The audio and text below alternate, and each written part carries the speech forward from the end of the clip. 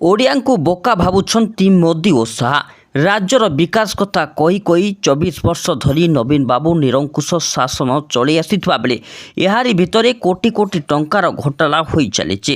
ତଥାପି କେନ୍ଦ୍ରୀୟ ସଂସ୍ଥା ଉଁଚୁ କିଛି କରୁନାହାନ୍ତି। କେନ୍ଦ୍ର ବିଜେପି ସରକାର ଓ ରାଜ୍ୟରେ ବିଜେଡି ସରକାର ଭିତରେ ନିବିଡ଼ ସମ୍ପର୍କ ଥିବା କହି କଂଗ୍ରେସ ରାଜ୍ୟ ସାରା ବିଜେପି ସହିତ ବିଜେଡିର ବାହାଘର କରିଛି। ଅନ୍ୟପଟେ ସଂଖ୍ୟା ନଥାଇ ଅଶ୍ୱିନୀ ବୈଷ୍ଣବଙ୍କୁ ବିଜେପି ରାଜ୍ୟସଭା ପ୍ରାର୍ଥୀ କରିବା ଆଉ ବିଜେଡି ତାକୁ ସମର୍ଥନ ଦେବା ଘଟଣା କେନ୍ଦ୍ର ରାଜ୍ୟର ସମ୍ପର୍କ ପଦାରେ ପଡ଼ିଛି। ବିଜେପି ରାଜ୍ୟର ସ୍ୱାର୍ଥ କଥା କହି କହି ଓଡ଼ିଆ ଲୋକଙ୍କୁ ବୋକା ବନାଇବାକୁ ବସିଛି। ପ୍ରଧାନମନ୍ତ୍ରୀ ନରେନ୍ଦ୍ର ମୋଦି ନିଜକୁ ସତୀ ସାବିତ୍ରୀ ବୋଲି କହୁଥିବା ବେଳେ ଓଡ଼ିଶାରେ ଦୁର୍ନୀତି ଚରମ ସୀମାରେ ପହଞ୍ଚିଥିଲେ ମଧ୍ୟ ନୀରବ ରହି କେନ୍ଦ୍ର ଆମର ରାଜ୍ୟ ତମର କହି ଲୋକଙ୍କ ସ୍ୱାର୍ଥକୁ ନଜରଅନ୍ଦାଜ କରୁଛନ୍ତି।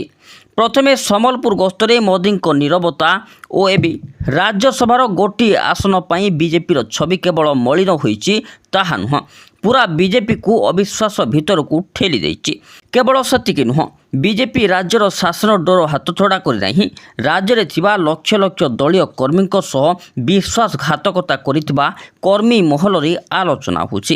ଆଗକୁ ନିର୍ବାଚନ ଜନମତ ସର୍ଭେରେ ବି ବିଜେଡିର ଲୋକପ୍ରିୟତା କମିଛି, ବିଜେପି ବଢ଼ିଛି। ଠିକ୍ ଏତିକି ବେଳେ ମୋଦି ଶାହାଙ୍କ ଡବଲ ଷ୍ଟାଣ୍ଡାର୍ଡ ରାଜନୀତି ଓଡ଼ିଶା ଜନମତକୁ ଯେ ପ୍ରଭାବିତ କରିବ ନାହିଁ, ଏକଥା କିଏ କହିବ?